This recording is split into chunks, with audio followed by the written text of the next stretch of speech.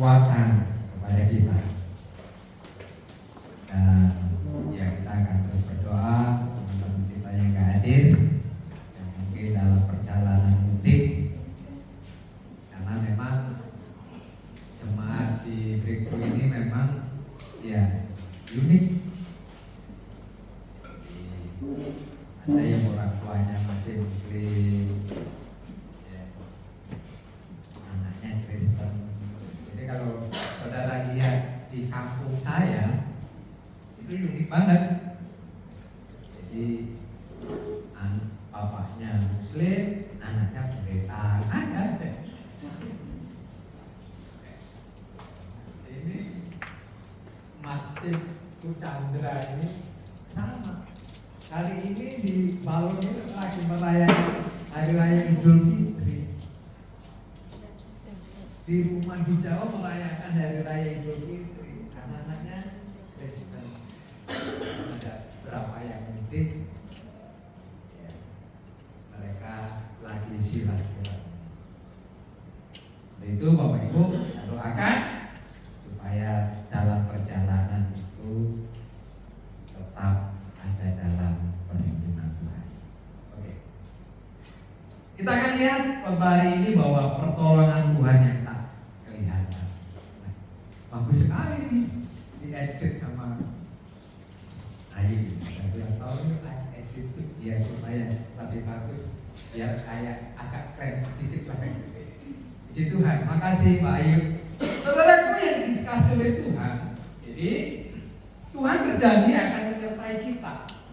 Itu janji Tuhan. Immanuel. Tuhan beserta dengan kita. Apapun persoalan hidup itu. Gak itu besar, gak itu kecil, persoalan yang sebesar apapun, saudara, tatkala Tuhan menopang tangannya terulur kepada kita, maka persoalan itu akan terselesaikan dengan baik. Namun seringkali kita hanya berfokus kepada persoalan. Kita tidak dapat melihat Tuhan, kita tidak dapat memandang Tuhan. Kenapa? Mungkin karena besarnya persoalan. Mungkin karena situasi keadaan yang gak mendukung pikiran hati kita. Pada Daud memberikan contoh kepada kita, dikatakan begini, aku selalu memandang kepada Tuhan. Amen. Artinya bahwa Daud tidak melihat Tuhan secara utuh, tetapi dia melihat pertolongannya, dia melihat kuasanya, dia melihat kasihnya, dia ada di antara hidupnya. Maka dikatakan, aku gak pernah goyah. Ada tangan Tuhan yang gak kelihatan menopang hidupnya. Ada tangan Tuhan yang memegang hidupnya. Ada tangan Tuhan yang membawa hidupnya di dalam kemenangan. Dan seharusnya saudara, kita perlu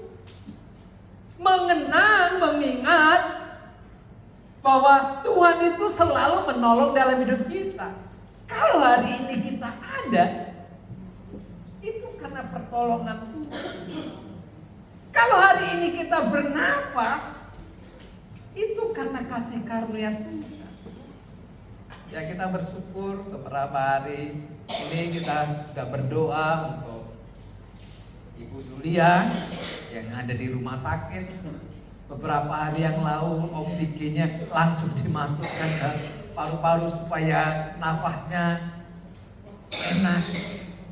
Tetapi satu perjuangan. Dan puji Tuhan, kemarin saya ke sana, ya, lihat foto di grup, dia sudah angkat jempolnya, artinya sudah membaik. Kasih komen ya saudara, puji Tuhan ke, haleluya ke. Gak usah daftar, kalau sudah gitu artinya puji Tuhan, Tuhan sudah jamah. Begitu nanti kasih komen sedikit gitu. Gak usah banyak-banyak. Kenapa? Karena saudara kalau kita melihat bahwa pertolongan Tuhan itu nyata di dalam diri kita, kita kenang Dia. Supaya tatkala kita menghadapi persoalan hidup ini, ya, tidak terkungkung, tidak terjebak dengan persoalan, tetapi kita mengingat sebesar apapun persoalan, Tuhan selalu menopang, Tuhan selalu menolong, dan Tuhan selalu memberkati hidup kita. Dan tatkala kita melihat, tatkala kita ada, seolah-olah kita melangkah pun itu berat. Saudara, tahu-tahu persoalan itu sudah jauh ada di sana. Rasa-rasanya itu berat sekali untuk keluar dari persoalan itu. Tetapi tahukah, tangan Tuhan yang kuat itu, tangan Tuhan yang gak kelihatan itu memegang tangan kita, membawa kita tahu-tahu persoalan sudah ada di belakang kita jauh. Kenapa saudara? Itulah sebabnya perlunya kita melihat, merenungkan kembali bahwa pertolongan Tuhan. Sebab tangan Tuhan, malaikatnya dikirim untuk kita, malaikatnya dikirim untuk menyertai kita. Sehingga tidak ada satu peperangan apapun yang di depan kita sehingga membuat kita menjadi lemah. Tidak ada suatu peperangan apapun yang di depan kita membuat kita kalah. Tangan Tuhan memegang kita, selalu memberikan kemenangan kepada kita. Amin. Sehingga tatkala Dia memimpin kita, memegang tangan kita, memperlancar jalan hidup kita, mengatur setiap langkah kita, mengatur semua perjalanan hidup kita. Jalan kita lancar, jalan kita nyaman, Dia menyelesaikan, sehingga sukacita itu saudara itu ada di dalam hidup. Untuk itu mari kita akan lihat. Kita akan baca saudara. Kita akan baca bergantian. Di dalam 2 Raja-Raja pasal 6. Kita akan mulai ayat 8. Saya baca ayat yang genap, Bapak Ibu baca ayat yang ganjil. Mungkin dikeluarkan di Alkitab elektroniknya. Kalau saudara nggak bawa Alkitab elektronik, mending saudara baca di Alkitab yang ada. Ya, 2 Raja-Raja pasal 6 ayat 8. Saya akan baca ayat yang genap, Bapak Ibu baca ayat yang ganjil. Yang sudah ketemu katakan amin. Amin. Yang belum katakan haleluya. Ya. Tindakan Elisa dalam peperangan melawan Aram. Raja negeri Aram sedang berperang melawan Israel. Ia berunding dengan pegawai-pegawainya, lalu katanya, ke tempat ini dan itu haruslah kamu turun menghadap.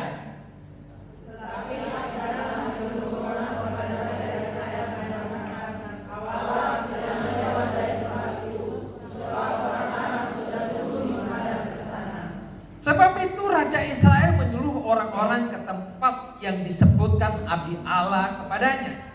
Demikianlah Elisa memperingatkan kepadanya supaya berawas-awas di sana, bukan sekali 2 kali saja.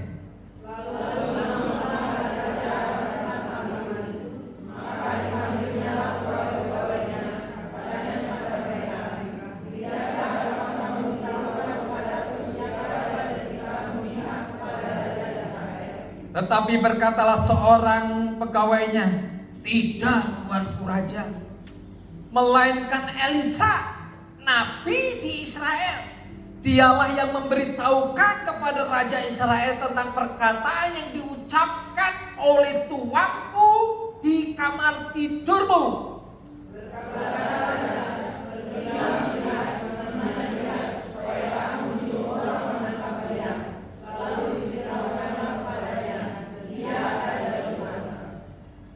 Orang ini dikirim apa saudara? 14. Maka dikirimnyalah ke sana kuda serta kereta dan tentara yang besar, sampailah mereka pada waktu malam, lalu mengepung kota itu.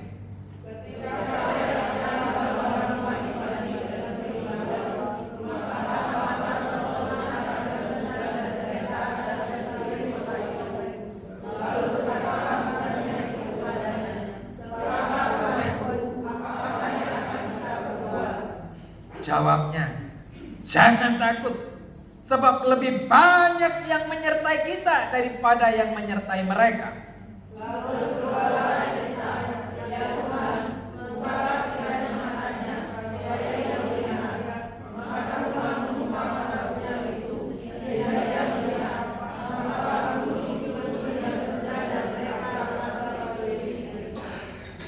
Ketika orang-orang Aram itu turun mendatangi dia, berdoalah Elisa kepada Tuhan, butakanlah kiranya mata orang-orang ini. Maka dibutakannya mata mereka sesuai dengan doa Elisa. Kemudian berkatalah Elisa kepada mereka, bukan ini jalannya, dan bukan ini kotanya. Itulah aku, maka aku akan mengatakan kepada orang yang terpaksa, lalu melihatkan dan mereka Samaria. Segera sesudah mereka sampai ke Samaria, berkatalah Elisa, ya Tuhan, bukankah mata orang-orang ini supaya mereka melihat. Lalu Tuhan membuka mata mereka sehingga mereka melihat, dan heran, mereka ada di tengah-tengah Samaria.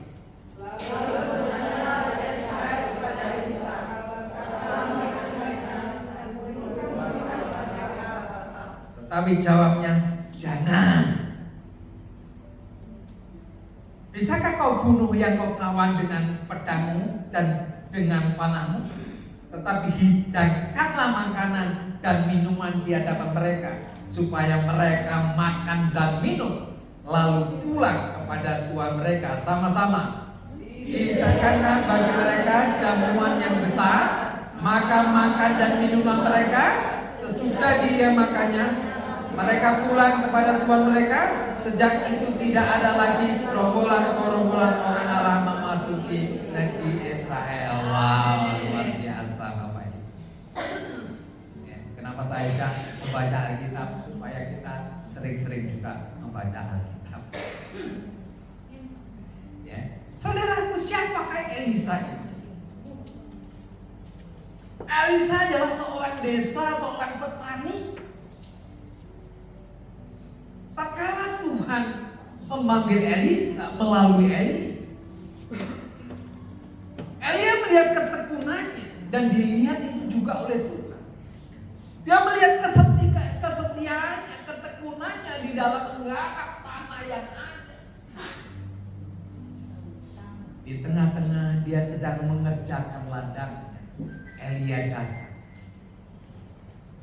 Elisa tidak berpikir panjang, lalu dia ikut Elia. Dikatakan, biar aku pulang dulu. Mempersiapkan segala sesuatu, silakan.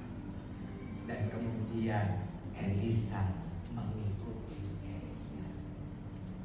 Dia mulai belajar tentang kenabian dengan Elia. Segala sesuatu yang diajarkan Elia dia serap, dia tangkap, dia renungkan, dia lakukan. Dia seorang murid yang setia, murid yang taat. Saudaraku yang dikasihi, demikianlah yang dilakukan oleh Elisa. Sampai di dalam perjalanannya, tatkala Elia mau diangkat oleh Tuhan dengan kereta api, bukan kereta api yang di Jawa, kereta berapi, kereta yang nampak api, ada kudanya lah kira-kira begitu, bukan kereta api yang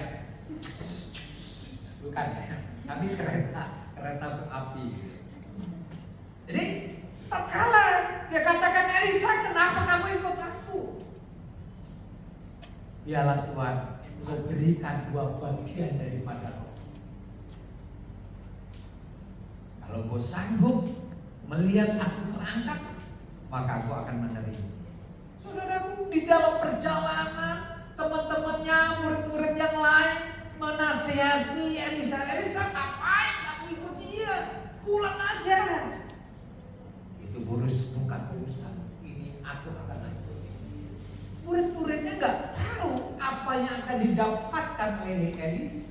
Tetapi Elisa melihat ke depan, ada sesuatu yang besar yang perlu diambil daripada Elisa, yaitu 2 bagian dari roh Elia. Dia ikutin sampai terakhir Elia diangkat ke surga dengan kereta api. Saudara, Elisa mendapatkan mujizat. Dan kalau kita melihat baca Alkitab ini, saudara, berbagai macam mujizat yang Tuhan nyatakan di dalamnya. Kalau ada seorang janda bertemu, janda istri seorang nabi bertemu dengan Elisa karena ditagih hutang, kalau nggak bisa bayar hutang, dikatakan di sana dia harus menyerahkan 2 anaknya menjadi budak. Saudara, Elisa dengan minyak sedikit akhirnya dibuat mujizat yang luar biasa karena Tuhan, sehingga perempuan ini dapat membayar hutang. Perjalanan begitu panjang yang dihadapi oleh Elisa, dan hari ini kita melihat bahwa tangan Tuhan yang ajaib, tangan Tuhan yang luar biasa, membuat segala sesuatu yang gak mungkin menjadi mungkin. Raja Aram itu adalah ahli strategi. Dia kumpulkan para pemimpin-pemimpin militer, buat strategi bagaimana caranya supaya orang-orang Israel, tentara-tentara Israel itu terjebak dalam strategi. Dikumpulkan dengan peta, Israel mau jalan lewat sini, maka kita akan kelilingi tempat. Kalau dia berjalan, saudara, kita akan jebak dia. Saudara, rupanya keintiman Elisa dengan Tuhan, hubungan Elisa dengan Tuhan, memberitahukan apa yang ada di dalam pikiran Raja Aram. Sehingga tatkala sesuatu yang sudah direncanakan, diprogramkan, diberitahu kepada Raja Israel di Samaria, kamu jangan lewat sini. Ada tentara-tentara Arab yang akan menjebak. Dengan setia, dengan taat, apa yang dikatakan Nabi, Raja ini mengikuti. Saudara, akhirnya tentara Arab belum, kok gak terjadi. Dikatakan firman Tuhan bukan hanya sekali, dua kali, tetapi berkali-kali. Tentara Arab tertipu, tentara Arab terjebak dengan segala sesuatu. Sudah pasang strategi kepung daerah sini, tahu-tahu orang Israel tidak ada di sini. Kepung daerah sini, rupanya tentara Israel tidak ada di tempat itu. Karena ada seorang nabi yang membangun keintiman dengan Tuhan, Tuhan memberikan tahu sehingga bangsa Israel terluput dari kerajaan. Apa yang terjadi, saudaraku? Raja Aram marah. Apa yang terjadi? Dikumpulkan para pegawai-pegawainya, dikumpulkan para militernya. Ini nggak ada, ini ada sesuatu yang nggak beres. Pasti ada mata-mata, pasti ada intel di sini. Setiap kali ada satu jebakan, setiap kali diupayakan untuk jebakan, rupanya dia sudah tahu duluan. Sampai dia dengan marahnya, merah wajahnya, saking geramnya, kalau ketahuan pasti dibunuh. Muncullah seorang yang sudah lebih kuat, raja dikasih. Bukan itu, bukan karena ada mata-mata di tempat ini, bukan. Tetapi dikatakan ada seorang nabi di Israel, namanya Elisa. Dia selalu tahu, dia mengerti pikiran raja pada waktu tidur. Waktu raja berkata-kata di kamar, dia tahu apa yang diprogramkan oleh raja, dia tahu strategi apa yang dibuat oleh raja, dia tahu. Bayangin saudara, tangan Tuhan di dalam menolong, tangan Tuhan di dalam memegang hidup kita. Mungkin persoalan sebesar itukah yang kita hadapi? Tetapi tatkala kita sedang membangun keintiman dengan Tuhan, Tuhan memberikan tahu kepada kita, Tuhan memberikan hikmat kepada kita, Tuhan memberikan jalan keluar di dalam setiap persoalan ini. Amin. Saudara, apa yang dihadapi Elisa ini? Dia tahu, diberitahukan kepada raja Israel, raja mengikuti, akhirnya lolos. Raja mengikuti, akhirnya lolos.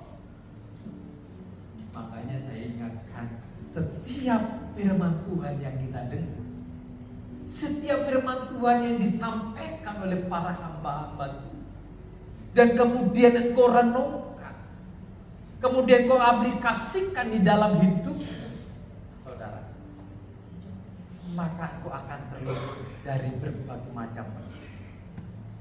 Kenapa seringkali tertindih dalam persoalan? Kenapa kita hanya terfokus kepada persoalan? Itu yang seringkali kita dijebak dengan persoalan sehingga kita seringkali menyalahkan Tuhan. Ada nggak sih Tuhan sebenarnya? Benar nggak sih tangan Tuhan menopangku? Benar nggak sih tangan Tuhan memegangku? Atau Tuhan hanya sekedar ilusi? Padahal Tuhan selalu ada di setiap engkau, di mana berada, di setiap persoalan ada di dalam diri. Saudara, itu yang dihadapi oleh Raja Israel. Apa yang dikatakan para nabi, apa yang disampaikan Elisa, dia ikuti sehingga terbebas dari persoalan. Saudaraku yang dikasihi Tuhan, sampai dengan marahnya Raja Aram, akhirnya diberitahukan. Bayangin saudara, setelah Raja Aram mengetahui, mengerti bahwa memang ada seorang nabi di Israel, kemudian dikirimlah para pengintai, dikirimlah para utusan. Lihat di sana, di manakah dia tinggal? Mungkin ditunggu-tunggu.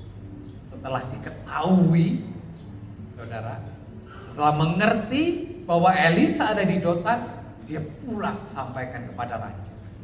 Raja, nabi ini ada di Dotan. Dengan bergegas dipersiapkan para prajuritnya, dipersiapkan kereta perangnya. Bayangin, untuk nangkap satu orang dipersiapkan kereta perang. Dikirimnya ke Dotan itu, dikepung kota itu. Malam berjalan sampai pagi dengan tentara yang besar. Gehazi itu adalah murid Elisa, pesuruh Elisa yang ngikutin kemana Elisa pergi. Kalau dia bawa baju, bawa tas, dia yang ngikutin Gehazi. Jadi kalau Elisa mau pergi suatu tempat ke tempat yang lain, ya Gehazi ini yang membawa baju-bajunya Elisa. Dan kala pagi bangun saudara, apa yang terjadi? Gehazi ini melihat tentara Aram sedang mengepung kota Dotan. Tatkala dia melihat sesuatu tentara Aram, pastilah pikirannya, waduh mati aku. Kadang-kadang begitu kan. Tatkala kita sedang menghadapi persoalan, nah ini kata-kata ini jangan seringkali keluar dari mulut kita. Tatkala menghadapi persoalan, biaran aja. Oh, terima kasih Tuhan buat berkat yang kau berikan, yang kau siapkan. Jangan langsung spontan. Kadang-kadang kita kan spontan, woi mati aku. Begitu, mati aku. Ada kan? Pernah dengar nggak teman-teman kita tatkala ngedeng, woi mati aku. Jangan saudara. Takutnya kalau mati beneran.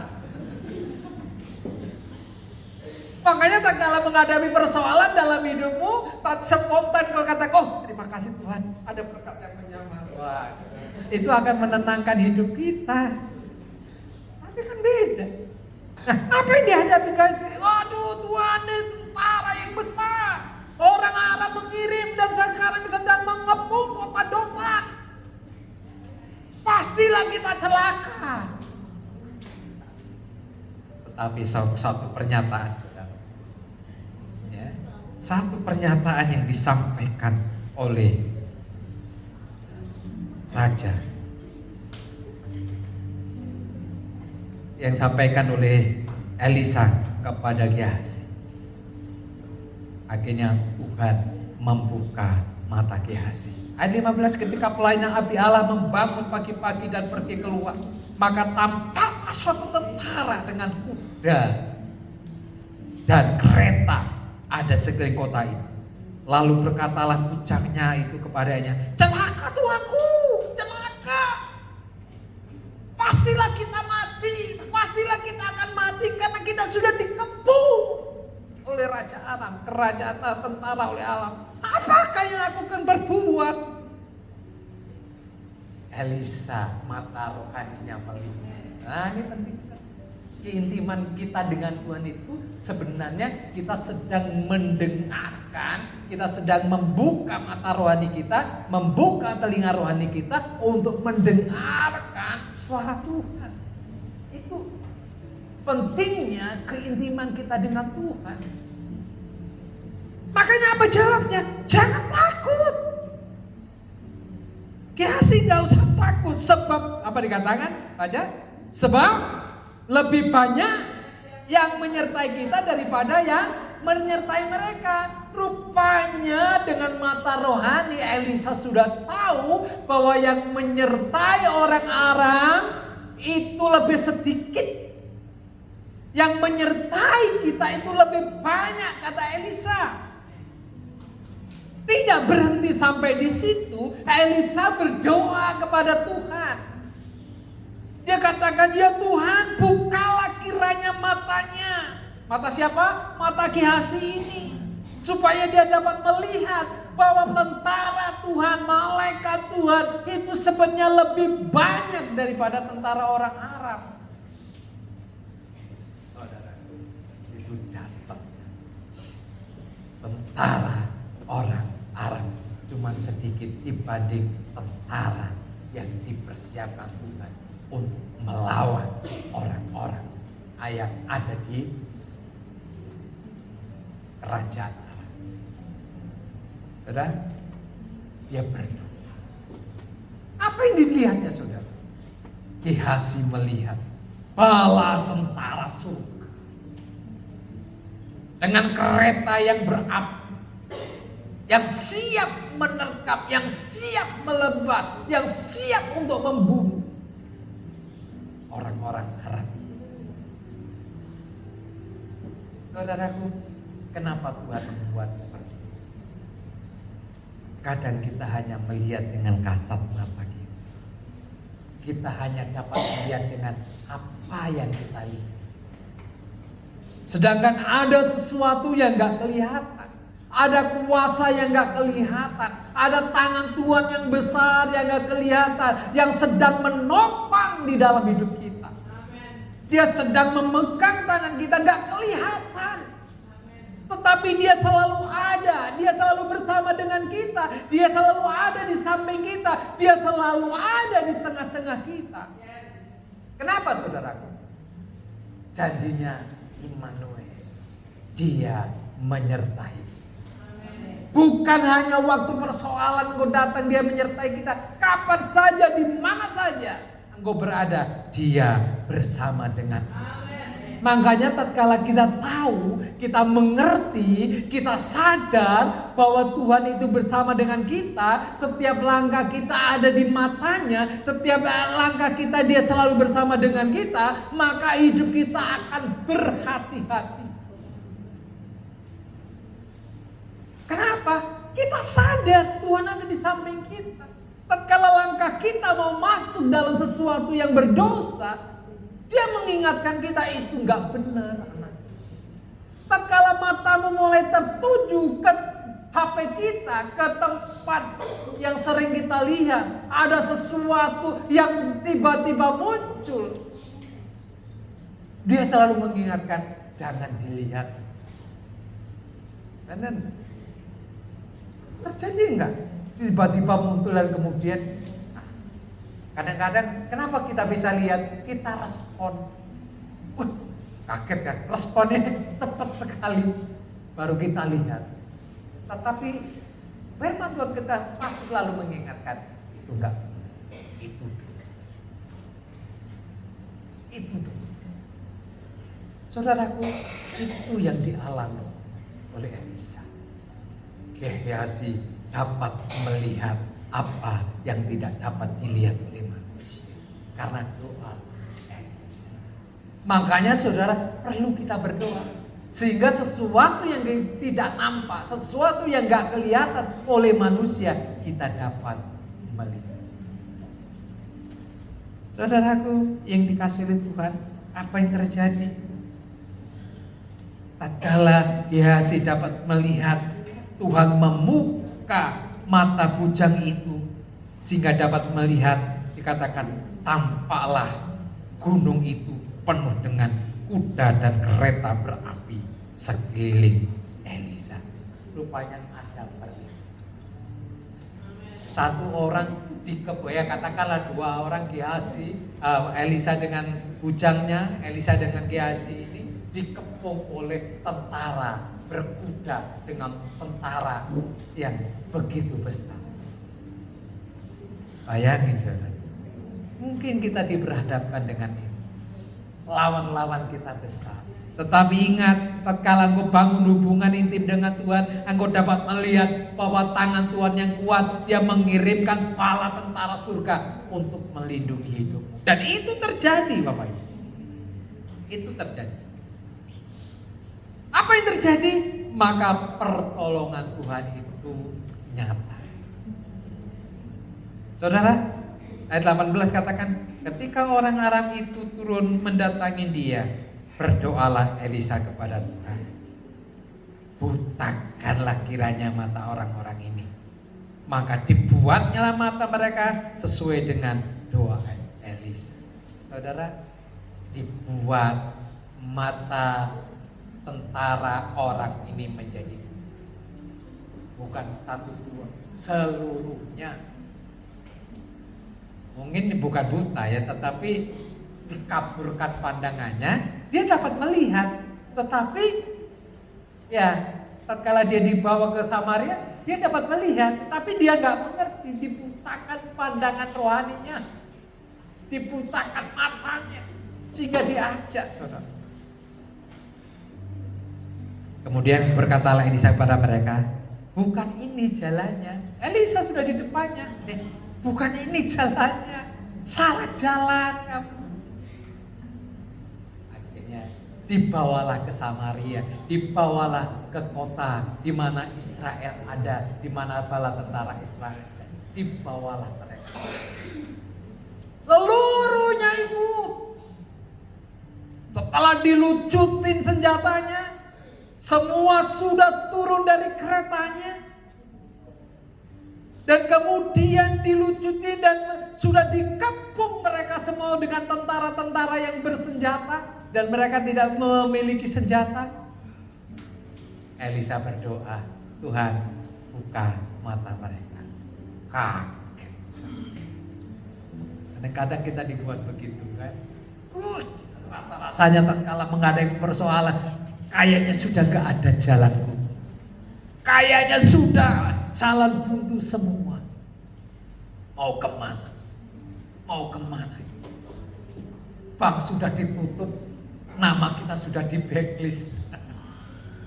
Kita sudah gak ada akal lagi, gak ada pikiran lagi untuk kemana. Salah kita hanya fokus ke persoalan. Padahal Tuhan mau supaya di saat-saat yang genting seperti itu, Tuhan mau itu supaya kita duduk diam, mata kita tertuju kepada Tuhan. Mata kita terfokus kepada Tuhan, mata kita terfokus akan pertolongan Tuhan, mata kita terfokus akan kekuatan dan kuasa-Nya. Mau Tuhan itu seperti itu. Padahal tentara udah banyak seperti itu. Saudara, setelah dilucutin semua, dibuka mata. Raja Israel bilang, perlukah Bapak orang-orang ini kita bunuh? Nah, kalau pikiran kita bunuh. Kadang-kadang orang berdoa sudah sakit hati dengan Tuhan. Tuhan, potong telinganya. Itu gak boleh, itu bukan doa orang Kristen. Doa orang Kristen, tatkala kita teraniaya, Tuhan tolong mereka, berikan pekerjaan. Tatkala mereka gak bayar, Tuhan tolong mereka, berkati mereka supaya uang saya dikembalikan. Doanya begitu. Jangan doanya buat bangkrut malah gak dibayar utangmu. Doakan supaya mereka ditolong dan diberkati Tuhan, sehingga uang kita dapat kembali. Nah, doa orang yang baik seperti itu. Apa dikatakan raja itu? Raja berkata, kita bunuhkan mereka Bapak. Setelah mereka melihat, saudaraku. Elisa berkata, lalu bertanyalah Raja Israel kepada Elisa. Tatkala mereka melihat, kupunahkah mereka? Tetapi jawab, jangan. Orang yang sudah tertawar, orang yang sudah gak berdaya, jangan malah kita aniaya. Ini pengalaman. Saya itu sudah kehabisan semuanya. Bersamaan waktu itu, saham hilang, rumah diminta orang lagi. Boys, kayak apa namanya, ada pepatah, jatuh ketimpa tangga. Sudah semuanya diambil, difitnah lagi.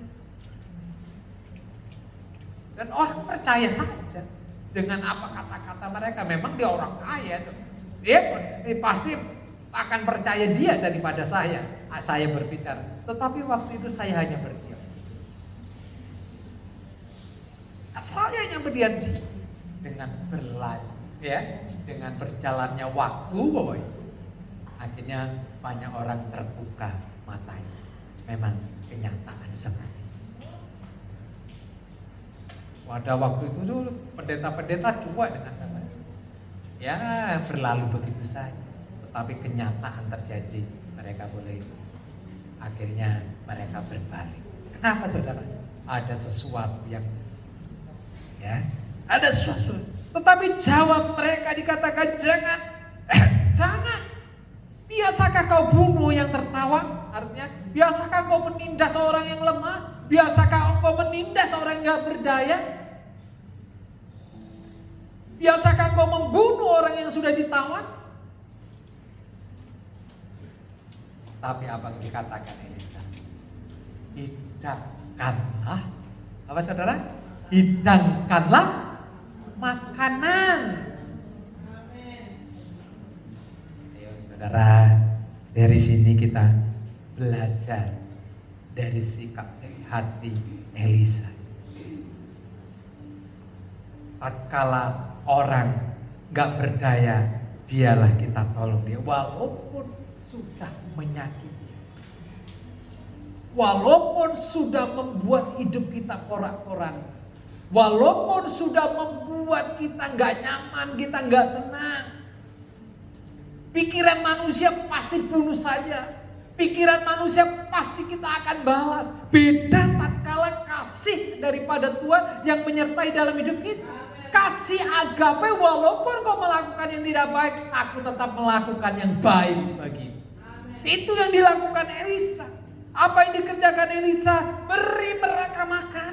Hari itu mungkin dipotongkan kerbau karena tentaranya banyak, dipotongkan kambing domba, dikumpulkan para wanita supaya masak di dapur umum yang besar, dan kemudian beri makan enak, beri makan enak.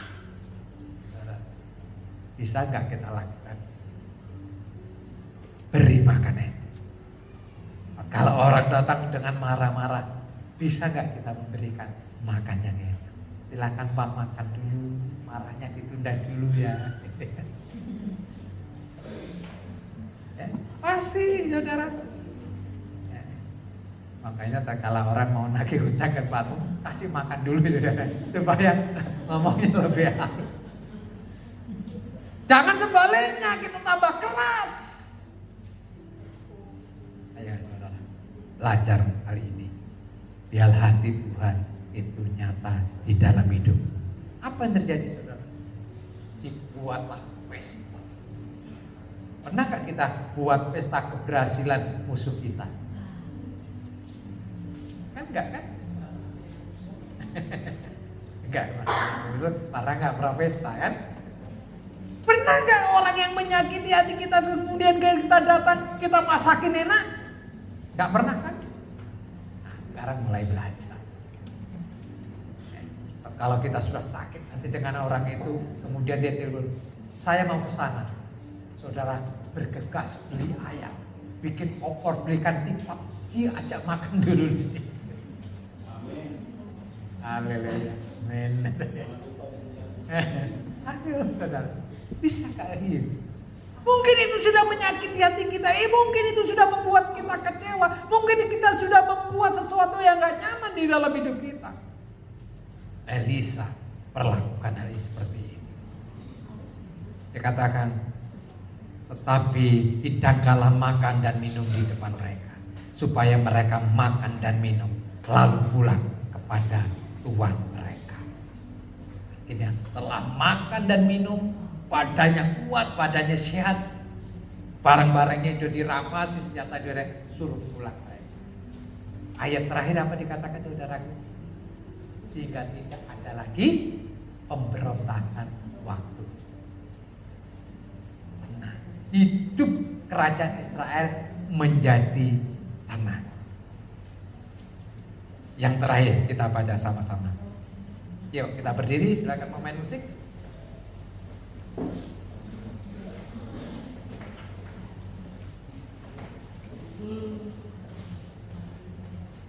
Yuk kita baca bersama-sama. 3, 2, 1. Tuhan telah melakukan perkara besar kepada kita, maka kita sekali lagi sama-sama semua. 3, 2, 1. Tuhan telah melakukan perkara besar kepada kita, maka kita sekali lagi. 3, 2, 1. Tuhan telah melakukan perkara besar kepada kita, maka kita bersukacita. Maka kita Bersukacita. Maka kita bersukacita. Iya, mati. Arahkan mata pandangan rohanimu kepada Tuhan. Mataku tertuju kepadamu. Urapata karana maya syakara. Ikarala mana mana. Idede ikarala.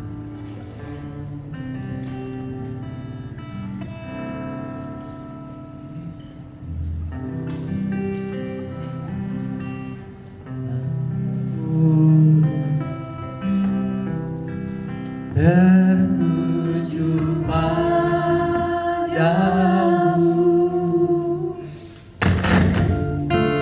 genap hidupku, ku serahkan padamu. Katakan bimbing aku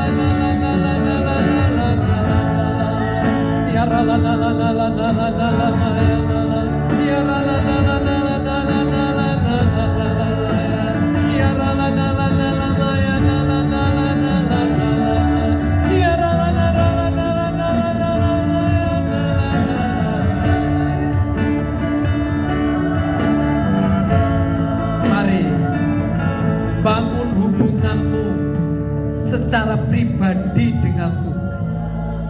Bangun keintimanmu dengan Tuhan. Maka kau akan dapat melihat sesuatu yang tidak dapat dilihat oleh kasat mata. Mata rohanimu akan dibukakan oleh Tuhan. Telinga rohanimu akan dibukakan oleh Tuhan. Sehingga Tuhan dapat menyatakan perkara-perkara yang besar. Engkau dapat melihat apa yang akan Tuhan nyatakan. Maka engkau akan dapat mendengar apa yang diberitakan Tuhan kepadamu. Sehingga membuat hari-harimu baik. Kami mendeklarasikan firman. Mari hari-hari ini Engkau buka mata rohani kami. Engkau buka telinga rohani kami. Sehingga kami peka dengan suaramu. Kami melihat pernyataan-pernyataan ilahi di dalam hidup kami. Sampai Tuhan menyatakan kuasanya. Sampai Tuhan menyatakan kekuatannya. Immanuel, Tuhan menyertai dalam setiap langkah jalan hidupmu. Pakiraleno maraya shiti kekaralama.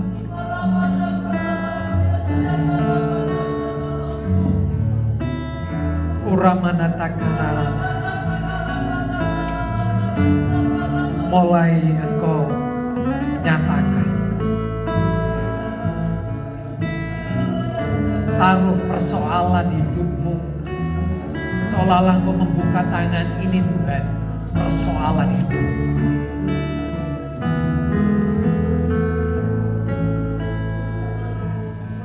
Dan kau mulai katakan, ini Tuhan yang sedang kami hadapi. Kau mulai bayangkan persoalan. Engkau mulai taruh itu di tangan kananmu dan kau mulai imajinasikan kau sedang serahkan itu tangan Tuhan. Mulai kau melihat. Biarlah Tuhan membuka mata rohani. Ada tangan yang kuat sedang mengambil setiap persoalan beban hidupmu. Ada tangan Tuhan yang memegang tanganmu, memberikan kekuatan, kemampuan di dalam hidupmu. Dan hari ini Tuhan memberikan kelegaan kepadamu. Tuhan memberikan kekuatan kepadamu. Engkau mulai membayangkan mata rohanimu. Engkau melihat bahwa persoalanmu, apapun yang kau hadapi, sesulit apapun, Tuhan sudah memberikan jalan keluar di dalam hidupmu.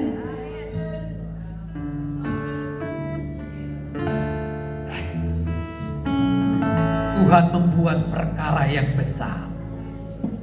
Tujuannya supaya engkau bersuka cita. Hari ini kau alirkan sukacita. Karena perkara yang besar sudah kau buat di dalam hidup mereka. Mari Tuhan, Engkau memberkati mereka. Berkati jemaatmu hari ini. Biarlah kasih setiamu mengalir. Dan mereka sudah merasakan kelegaan, ketenangan,